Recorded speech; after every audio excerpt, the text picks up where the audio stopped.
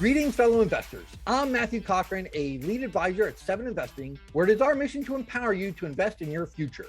We do that by providing monthly stock recommendations to our premium members and educational content that is freely available to everyone. Listeners, today I am very excited to introduce Brian Feroldi. How best to introduce Brian? First, he's an incredible investor. We have very similar criteria when evaluating stocks as potential investments, and his track record is extremely impressive. But as much as Brian is a great investor, I'm honored to say that I have firsthand knowledge that he's an even better person, incredibly gracious, kind, thoughtful, and one of the most optimistic people I know. He's a YouTube creator, newsletter writer, Motley Fool contributor, snowboarder, and now author of the book that we'll be talking about today, Why Does the Stock Market Go Up? He's always a pleasure to talk to. Brian, welcome to the show. Wow, man, I don't know if I can live up to any of that, but sure. Nice to see you, buddy. Nice to see you too, Brian. So Brian, let's just start at the beginning. I've read the book. That's why we waited a couple of weeks. You gave me a couple of weeks to read it before I interviewed you. But what was the inspiration for writing this book? Yeah, so I've been a writer for the Motley Fool for just about 7 years, but I think a lot of people would assume oh, you're just really into writing. No, not at all. Writing is a completely foreign thing to me. If you know me, you know that I can't spell to save my life. I am terrible at grammar. So if you would have said to me even 5 years ago, you're going to write a book one day, I would have laughed in your face at how preposterous that idea was. However, I've been investing and just super into the market, just like you've been for almost 20 years now. And when I was first started investing, I read every book that I could get my hands on. Everything by Peter Lynch, about Warren Buffett, about Charlie Munger, about Seth Klarman, about Joel Greenblatt, Pat Dorsey, you name it, I've read it about investing. And along those ways, despite reading all those wonderful books, I always had this question in the back of my head that was unanswered in any of those books that I read. And that was, why does the stock market go up? So many books about money and personal finance and investing all say, invest your money in the stock market. It returns 10%-ish per year. Yes, it declines on occasion. Keep buying and it will go up. And if you've ever seen that long-term chart of the S&P 500 or the Dow, it's as clear as day, or that chart you have behind you, Matt, it's as clear as day what the long-term trend of the stock market is. But the thing that was never explained to me is why. Right. And it's almost like getting on a plane. It's just being like, yes, the plane goes up in the air. Okay.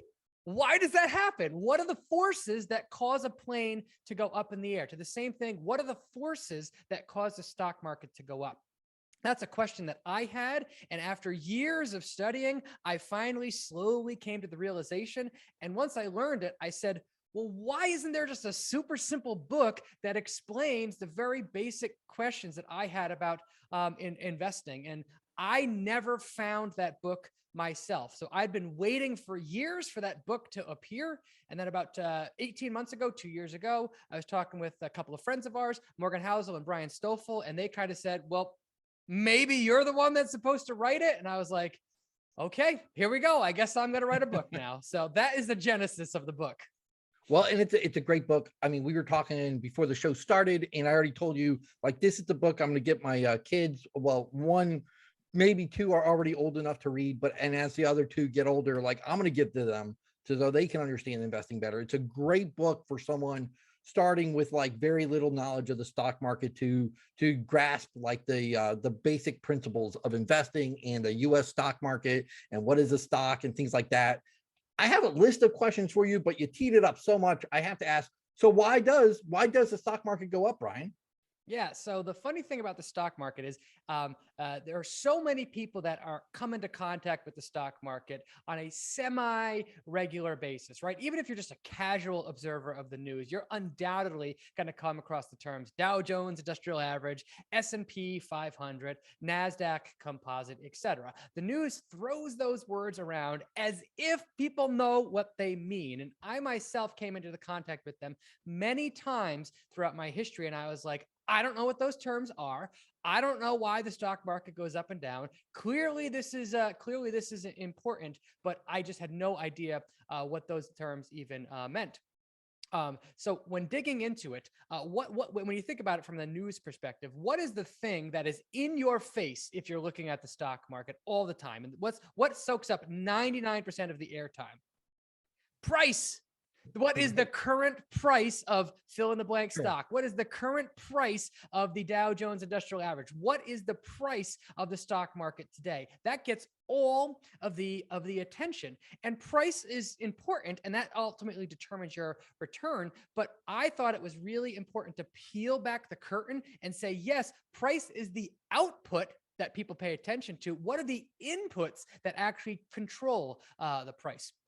So when you're thinking about a stock market, why a stock market goes up over time, there is a one-to-one relationship between what the stock market does and what the businesses that make up that stock market do over time. To broadly simplify things, if the businesses that make up the stock market grow their revenues and grow their profits, you can be assured that over long periods of time, the stock market will reflect that growth.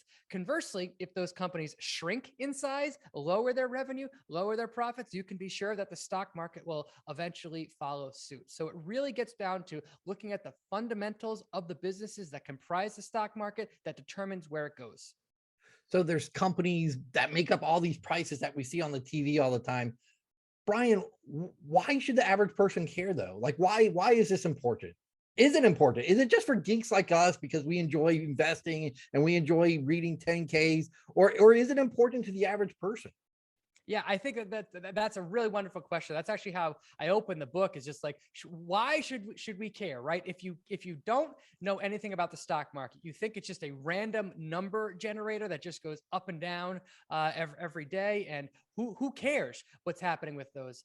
In truth, the truth is that the stock market is the greatest wealth creation machine of all time, period. End of story. The stock market literally enables ordinary people with ordinary incomes in one generation to build extraordinarily wealth for themselves. And what's amazing is, even just today, 100 million Americans have money in the stock market in one way or the other. That could be through a 401k, a 403b, a Roth. It could be through a financial advisor, an employee stock purchase plan, whatever it is. 100 million people have money in the stock market. So if that doesn't cause you to say, maybe I should care about it, I don't know what will.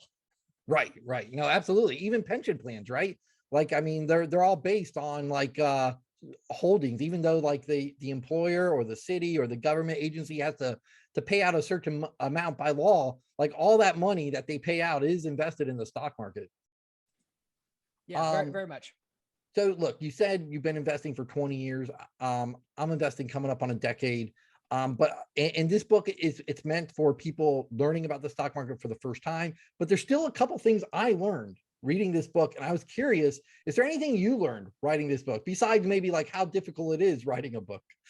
Yes, yeah, there is, and I was pleasantly surprised to see that. Again, I purposely wrote this to be as simple as possible, and I had myself in mind 20 years ago when I wrote this. Like, what are the most basic questions that I had about investing, and how could I explain that to my former self as simply as possible? But the things that I actually learned the most about, and I think are very educational, were the history of the Dow Jones Industrial Average, the history of the S&P 500, and the history of the NASDAQ. I understand those terms are what they mean and everything like that. But once I dug into the very basic history of why those things existed, I actually learned a lot.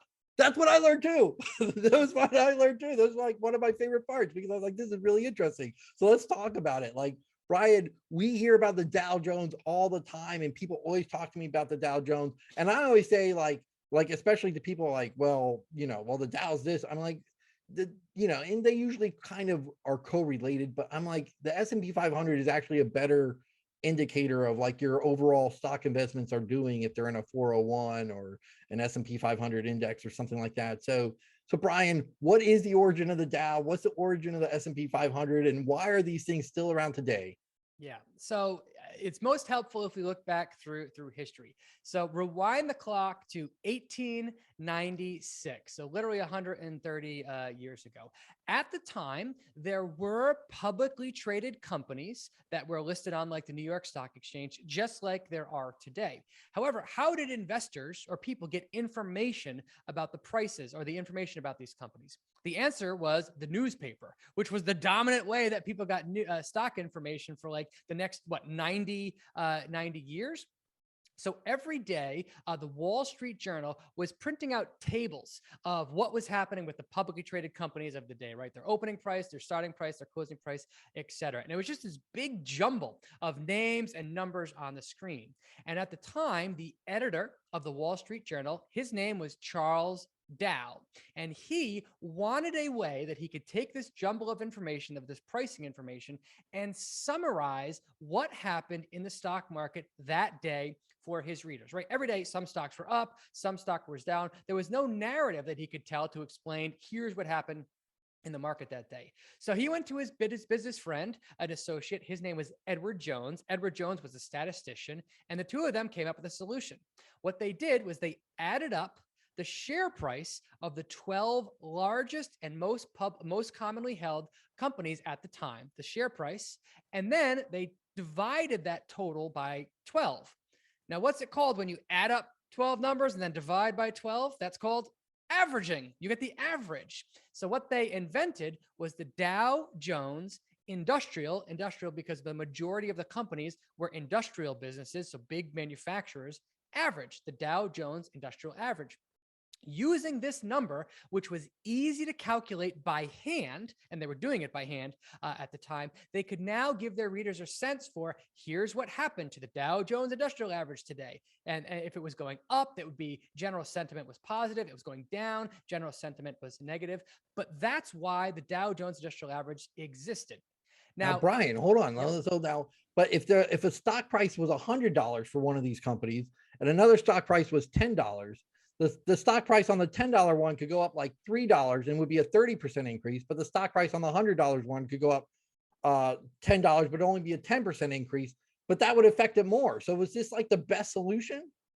Well, you bring up an excellent point. So the Dow Jones Industrial Average is a price-weighted index. What matters most to influence the index isn't the size of the company. It is the dollar value of a single share. So you just brought up an excellent point. If a $100 stock is in the Dow and a $10 stock is in the Dow, the $100 stock has 10 times more influence over the Dow than the $10 stock.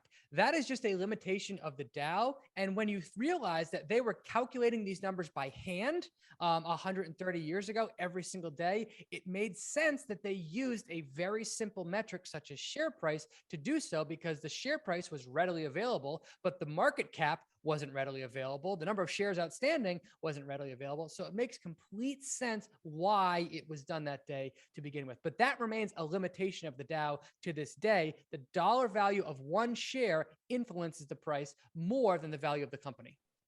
So is there a better way? Is there maybe another index that does it a different way? Yeah. So we live in a capitalist society, and in 1896, the Dow was launched, and it quickly became the way that investors viewed the marketplace. So fast forward to 1923, a company called Standard Statistics decided we're going to make an index, our own index that competes with the Dow Jones Industrial Average. And we're going to use 233 companies, unlike the Dow, which just used 12. Now, Standard Statistic launched this index, and a few years later, they merged with a company called Poor's Publishing, creating, wait for it, the Standard and Poor's Company. Fast forward a little bit more, and by 1957, the Standard and Poor's decided to up the number of companies in this index from 233 to 500. And they fixed the biggest problem with the Dow, which was instead of using the share price to calculate the returns, they would use the market capitalization to calculate returns, hence giving birth to the Standard and Poor's 500. Now, over time, the Dow also changed too. The Dow started with just 12 stocks, but in 1928, it became 30 stocks. But when the S&P 500 launched, while it got off to a slow start, it gradually has taken over the Dow in terms of popularity because it uses 500 companies, not just 30. And most importantly, it uses market capitalization to weigh it, not share price. I love it. I love the history of it. Like, and that's actually, like I said, that's what I like. That's what I learned in the book. And I appreciated that so much. Like learning about it when I was reading your book, but like, your book covers so many things, and there's so many misconceptions that the layman has out there who is invested in their 401k, but maybe doesn't, maybe completely understand all the dynamics behind it. And a lot of times, like people will come to me at my work, at my day job, and they'll say, well, I want to invest some money in an individual stock. And I'll suggest something like Amazon or Alphabet. And they always come back and say, but Matt, it's so expensive. Like, I don't want to buy one share of Alphabet at whatever, $2,400, or one share of Amazon and $2,500, I think today, or thereabouts, because I'd rather buy 100 shares of another company, or 1,000 shares of this company. Our share price is misleading, Brian. Yes, they're extremely misleading. And this is why investing, so many things about investing are backwards to how every other part of our life works, right? If you go into a store and you see one pair of shoes that cost $10 and another pair of shoes that cost $500, and you said, which one is more expensive? The answer is obvious. It's the $500 pair of shoes that's more expensive.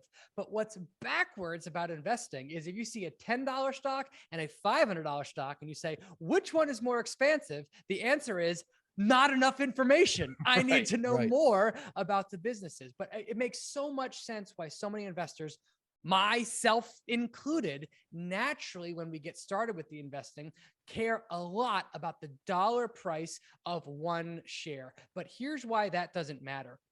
The number of shares that a company can have is a completely arbitrary and made up number, period. A company, if it wants to, can have 1,000 shares, or that same company can have 1 billion shares outstanding. It's just the number of pieces that a company is divided into. So the share price, the dollar value of one share, is largely an irrelevant figure. What actually matters with the value, the thing that you should pay attention to, is what's called market capitalization. And market capitalization takes the dollar price of one share and multiplies it by the total number of shares that are outstanding. That figure gives you a number that represents the total value of the business itself. And that is actually a much, much better indicator for, is a company expensive or is it cheap? Yeah. And again, it's one of the most common questions I get. The other thing I'll get is people always come up to me and they'll say, have you ever heard of this stock? And the answer will be no. And I'll look it up and the stock will be like 5 cents. And they're saying, well, it can go up if it just goes up to $1. If I buy if I just buy $100 of this share, or like, it'll be like 1,000 or 10,000 shares of it. And if it just goes up to a dollar or $2, I'll be rich. Brian, I've heard you tell a story before and you cover it in your book. But like, what's the deal with penny stocks? Is this a quick way to get rich? Yeah, I wish. And if it was, I would have stopped investing 20 years ago, because that was my investing style when I first started. So as I said before, the dollar value of one share is largely irrelevant. What matters is the total value of a company. But believe me, I totally understand that style of thinking. When I first started, I was like, my sole criteria for investing was, is it below $5 per share? End of research. Right? Is it below $5 per share? It passes my criteria. I'm not going to be like that sucker Warren Buffett buying $40 worth of $40 per share Coca-Cola. It's going to take a $40 increase for that thing to double. Whereas my stocks only need a 10-cent increase to double. It should be easy. It should be easy. It's so easy. It's so easy, right? But again, the dollar price of the company, the dollar price of one share, tells you nothing about the size or the quality of the business. And to that person's point, let's say that 5-cent stock is currently trading at, let's make up a number, $25 million market cap. For that company to go up to 50 cents per share, its market cap is going to have to go up by 5 times in value. So that's, I forget what I just said, $50 million company is going to have to become a $250 million company. So while it doesn't seem like the dollar price of the share has to increase by that much, you're actually betting still on the company going up 10 times in value either way. But this is why it's so deceiving. And this is why so many people, again, my former self included, are drawn to penny stocks naturally, because we think the math is on our side when in fact it's not. Right. Absolutely. Let's talk about like active versus passive investing. And what I heard you on a podcast a couple of years ago with your friend at Choose 5, and you had a debate, a friendly debate, but just you gave the case for why some people can invest in individual stocks and come out ahead of like just investing in an index like the S&P 500. So what would you tell a friend or family member that approached you and said, Brian, I have this 401k and should I invest in indexes, or should I want to buy this stock? Like, how do you give them advice? Like, what would you tell them to do? Mm-hmm.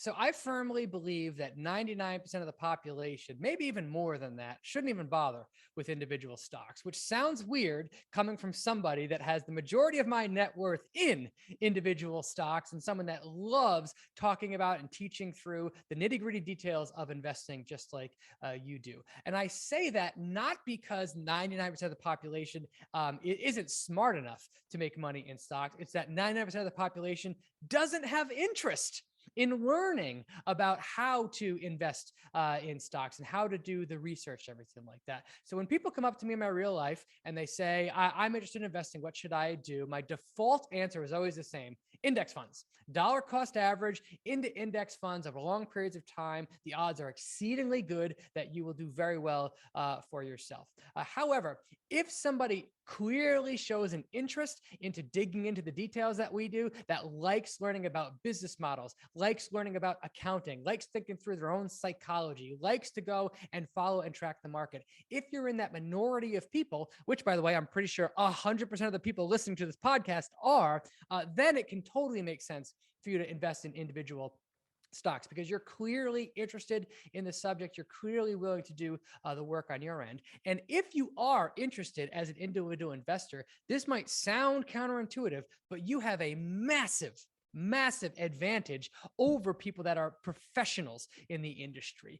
By managing your own money, you have the ability, truly the ability, to think and act with a long-term mindset, because you have permanent capital. You are investing your own money with the goal of growing it as quickly as possible.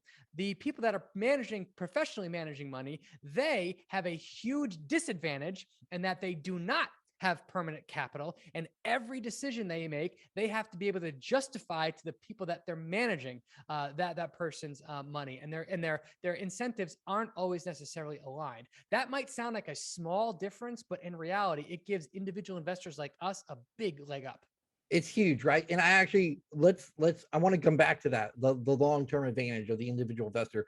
But the other thing too, and usually what I tell people is like, it doesn't have to be an either or choice. Like, you don't have to say like, I don't have to don't put all your money in individual stocks, like especially when you're starting off. But if you want to do some, sure. Like, so put whatever it can be, like 80% of your money into the S&P 500. And then after that, if you want to start investing in companies that you enjoy as a consumer, such as Apple, or a company maybe you are familiar with at your work, or like software your employer uses, or a new online platform like like Etsy or something that your daughter or wife likes, in my case, like then take that other money and invest that in individual companies. But it doesn't always have to be a binary choice, I guess is what I'm trying to say.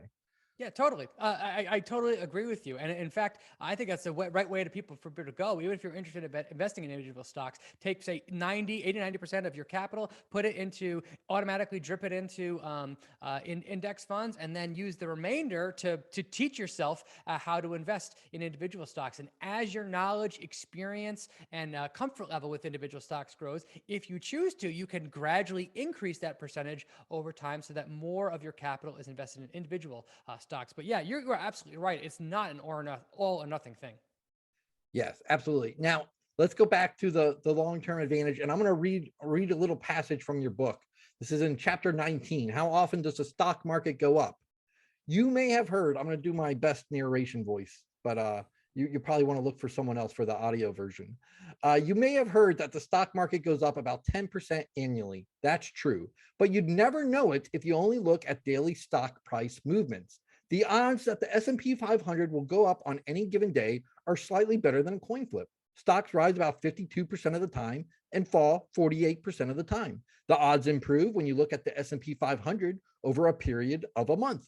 The S&P 500 goes up 61% of the time and down 39% of the time. Over a 6-month period, it goes up 66% of the time. Over a 1-year period, it goes up 69% of the time. And you say you end, things get even more interesting when you look at even longer holding periods. Brian, so how important is this? How important is it to look at, like, as the stock market as not a get rich quick scheme, but as a way to invest your money for years and years in the future? Well, the funny thing about that is I actually think that the stock market is a get-rich-quick scheme. However, convincing people that 20 years is quick is the hard part, right? So yes, to your point, my absolute favorite stat about investing, and this is specifically relates to the S&P 500, is that over every single 20-year period, no matter what your starting point is, you have made money in real terms, meaning after accounting for inflation and dividends. You've made money in the S&P 500 100% of the time if you invest in the stock market. So when people come to you and they say the stock market is risky, no, it's not. What's risky is holding the stock market for less than its intended time period. But if you're going to hold the market, the S&P 500, for 10 years, commit to a 10-year holding period, your odds of making money are 89% in real time. By the way, that's not something you can say about bonds. Bonds, over 20-year periods, I think, this isn't exactly right, but it's directionally accurate. I think you've lost money investing in the bond market in real terms after inflation, like half the time. So which is the riskier asset? Stocks, which go up 100% of the time in real terms, or bonds, which go up 50% of the time? The tricky thing is that when you're measuring over much shorter periods of time, which a lot of people do, they measure over quarters or even a year. A year seems like a long time. In relation to the stock market, that's not that long of a time. So we, as individual investors, we have a real challenge trying to convince people to look at stock market over the intended time period, because it's so natural to look at a stock that you buy or whatever and you say, oh, it's down from when I bought it, or like 3 months ago, this thing is terrible. Well, no, it may be terrible. It might be great. Enough time hasn't passed yet for you to be able to make that decision. Right. No, absolutely. And like, we're kind of going through one of those periods now, right? Where a lot of my positions anyway have taken quite a hit the last 6 months. And, not just talking about like the stock market in whole, but like individual stocks can move even have even experienced even more volatility than the overall market. Oh yeah, very much so. If you're going to be an investor in individual stocks, as we are, it is I am guarantee at some point, whatever stocks you're holding is going to go down, and it's going to go down hard. If you look at the long-term history of every single of the biggest winners of the last 5, 10, 15, 20, 30 years, every single one of them, without exception, has been down more than 60% from its peak. Heck, Amazon, Apple, those companies were down 90% from their peak. That's just how investing works. And here's the real tricky thing about that. While the best performing stocks were down 90% of their peak, so were the worst performing ones. And it's really hard to figure out in real time, is this a broken stock? Am I wrong about this business? Or is this a broken business and the company should not be owned anymore? That is the $1 million question, right? But to your point, like our mutual friend Morgan Housel, like once wrote a piece, and this is years ago, but he was looking at over 20-year period, and the best stock over those 20 years, I want to say it was 1995 to 2015, was Monster Beverage and the energy drink company, and how it was up, I mean, a gazillion percent, right, over the last 20 years. And yet how it had experienced, like, how many 50% or more drawdowns it had experienced in that time, how many, more, the majority of the time it had spent like not at an all-time high, and how the whole point of the article was this stock was like, when you look back on the 20 years, it was a dream to hold. Of course, who wouldn't want the best stock to own over a 20-year period? But in the reality, it was a nightmare to hold. You're always experiencing these horrible drawdowns, and investors were always going through this gut-wrenching decision. Well, has the growth peaked? Is it overvalued? And all these other concerns they had. And then I recently read a book by Mark Mahaney, Nothing But Net, one of the top internet analyst sectors in the investment banking business. And he was talking about the FANG stocks, and how over the last decade, each one of them, the Apples, the Amazons, the Netflixes, the Googles, the Facebooks, how these had been like some of the best stocks over the last 10 years. And they had all experienced horrible downturns in that time. And like at that moment, when it's down, nobody's there to guarantee you that it's coming back. Mm-hmm. That's correct. I just think about one of my biggest winners ever is Netflix. I've owned Netflix for over 10 years now. And if you look at Netflix over the last year, Netflix is currently down 71% from its peak price, just like 6 months ago. Seems like, oh my God, disaster. Incredible. And oh, by the way, it might be, right? There's some serious questions going on. But if you look at Netflix's returns over the last 10 years, they've been incredible. $10,000 invested in Netflix 10 years ago, held till today, including the 71% decline, is worth $163,000. It's a 17 bagger over the last 10 years. But to earn that return, you have had to deal with gut-wrenching declines, gut-wrenching peak to trough declines of 25%, 35%, even more. Heck, I remember owning it in 2012 when the Quickster debacle came out, and that from a peak to trough, that was an 86% decline, and then the company came roaring back. So if you're going to invest in individual stocks like we do, even the greatest ones, they're just going to put up these enormous declines, and you just have to be willing to hold through them if you want to do well, which is very easy to say.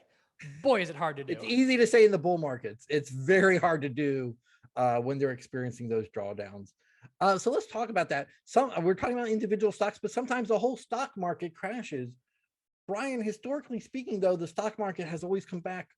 Why does the stock market recover from crashes? This is something that confused me like crazy. And even if you don't know or study the market like we do, it's pretty easy to understand why the market is crashing, right? When the market is crashing, there's usually something horrible going on in the world. So the stock market is in a bear market right now. Why? Pick your reason, right? There's high inflation rate for the first time in 40 years. Interest rates are going up. There's massive supply chain challenges. And oh, by the way, there's a war going on in Europe/Russia right now. That's a lot. That's a lot of negative things. And it's understandable why we're going down. Previous stock market crashes include March 2020, COVID. Understandable why the market was going down. The 2008 crash, which was the great financial crisis, the housing bubble, understandable. The dot-com crash, right, when everything became overinflated, and then we had to deal with the September 11th attacks. Prior to that, there was a big crash in 1987, or the high inflation rates and 20% interest rates of the 1980s, the oil embargo / Watergate, inflation, Vietnam, etc. There's usually some terrible thing going on in the world that causes the stock market to crash. What always confused me is understand why stock market crashes. Why the heck do they come back? Right. What Right. is the thing that causes this magical turnaround from it to happen? But you have to think about what happens during downtimes. Typically, the stock market crashes because something awful is going on in the economy. When something is awful going on in the economy and there's a contraction, what happens? The thing that happens is people get laid off, bad businesses die, and during those and good businesses, the one that can survive it, are scrambling like crazy to survive it. So when that happens, innovation and counterintuitively skyrockets. People are forced to do things differently, to try new things in order to weather the bad times. I mean, just look at 2020. How many businesses offered remote work in January of 2020? I don't know, maybe 5%. How many offered remote Right. work in May of 2020? 75%, Right. right? So Sure. many Yeah. companies were forced to adapt to the what was going on in the world, and many companies changed their business models, completely changed their internal processes to adapt to the time. How many other businesses or business models were launched in 2020? We actually don't know yet, but this is a counterintuitive thing. Bad times force people to try new things, people that were laid off to become entrepreneurs, and companies to try new innovations. At the same time, weak businesses go under, and the surviving businesses capture their customers. So strong businesses take market share in downturns. And then the final thing is the government usually steps in to try and provide some economic relief, which kind of spurs the economy. When you're combining those things together, the economy eventually bottoms, and then the economy slowly starts to recover. Now, the stock market is a forward-looking machine and actually can usually predict that recovery about 3 to 6 months ahead of time. So that is why the stock market recovers. But as long as the business, as the economy and the companies in the stock market recover, the stock market will too. It's almost like a forest fire, Brian. Like I remember when I was a kid, like touring the Everglades or something in my area, and they said for a while, like after they made it a national park, whenever like a fire would start, they would put it out as fast as they could, and it was actually harmful to the region. And so now they have controlled fires where like they actually on purpose they'll go in and they'll set a fire to the region, because after a fire, the old trees, the old ecosystem dies off, and then it allows all the new life to spring up. And they found like the fires are better for the ecosystem in the long run. Mm-hmm. Yeah, I was like, I was saying, it's like there's peaks and there's valleys in your Right. life and the business, but it's the valleys where the fertilizer is. So we talked about that. We've talked about like individual stocks crashing. We got to talk about stocks a little bit, Brian. A lot of our, well, I think I'm not trying to speak for you, but I think a lot of our stocks that we like for the long term are experiencing some really bad drawdowns right now. What stock do you like that's down maybe over 50%, but you're thinking like this is a stock that's going to bounce back? Boy, there's a lot to choose from when you're just talking about just There's a lot more. 50% down There's a lot from more its now than recent there was a high. few months ago. So in general, my investing style is to look for high growth, high quality companies that I think can grow for a long period of time. I tend to favor companies that are free cash flow positive, that have positive earnings, that are growing 15, 20, 30% or more. And I look to buy those companies and hold them for long periods of time. Many of the companies that both you and I like were way overvalued in 2020. They just caught fire with the market. They become the go-go growth names, and so many people were buying them irrespective of their valuation. And valuation is a super tricky thing, by the way. It's a really hard thing to really grasp your head around. And by the way, I was buying some of those companies when they were at overvalued at the time. However, more recently, because of the enormous decline in the stock prices of some of these companies, many of these businesses, which are better businesses today than they were 2 years ago, are down 50, 60, 70% from their recent highs. So one company that I recently added to my portfolio that I didn't own previously was Roku. Roku is a company that I kind of had on my radar. I was like, this is way better of a business than I thought it was going to be when it came public. I was like, this is a hardware company that sells the dongles. Yuck, get that away from me. In reality, that is a loss leader for their actual business, which is ads and subscription services through their Roku TV and the Roku platform. And that is a very good, very high quality recurring revenue business. So once I learned that, I started to take a hard look at Roku. And when you combine that with the extreme plunge in Roku stock, that's actually one company that I've added to my portfolio recently. And now when you look at that company, and I don't want to go into detail. Actually, you talked about this in an earlier interview with our founder at Seven Investing, Simon Erickson, but you have a checklist that you take your stocks through that like check like boxes on quality, boxes on valuation, and business models and things like that. Yeah. So one thing that I did for myself, which I'd recommend everyone listening to this do, is write down 2 lists for yourself. First, write down a list of all of the attributes in a business that you find attractive. So for me, that's things like, I like a great balance sheet. I like a high gross margin. I like high returns on capital. I like profits and free cash flow and a moat and optionality and organic growth and recurring revenue and a strong stock. And I like high inside ownership and a founder-led business, etc. So just make a list. All the things that you like in a business. Conversely, make another list. All the things you don't like in a business. For me, that's things like accounting problems. I hate those. I don't like customer concentration. I don't like when the industry that a company is in is being disrupted. I don't like it when a company depends on some commodity price for success, be that the price of gold, the price of oil, the price of interest rates.